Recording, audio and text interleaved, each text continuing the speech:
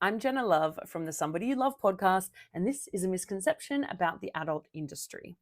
So there's a lot of confusion around this because I think one of the reasons is because we use the language of decriminalization and legalization when we're talking about drugs, but they mean completely different things when we're talking about SW.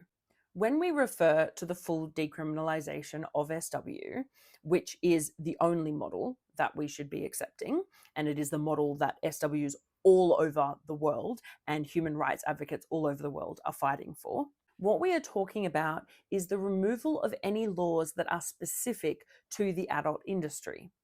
It doesn't mean making SWs immune to all other laws.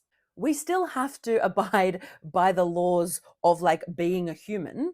So we still can't be murdering people. And we still have to abide by the laws of business. We still have to register our business and we have to pay tax. We have to have insurance, all of those really bland things.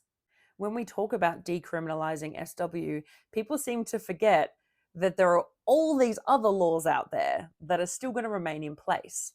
So one example is people get a little bit afraid that if we take away all of the regulations from the adult industry, it means that we're just going to start advertising everywhere. We're just going to have our flaps out on billboards and it's going to be the absolute wild, wild west.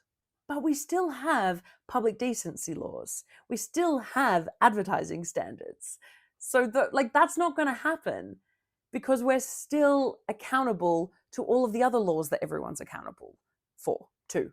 We just don't have adult industry specific legislation which makes us unsafe and puts us in a position of having to choose between safety, being safe, and being law abiding, which no one should have to do in the workplace. No one should have to make the decision between being safe and being legal.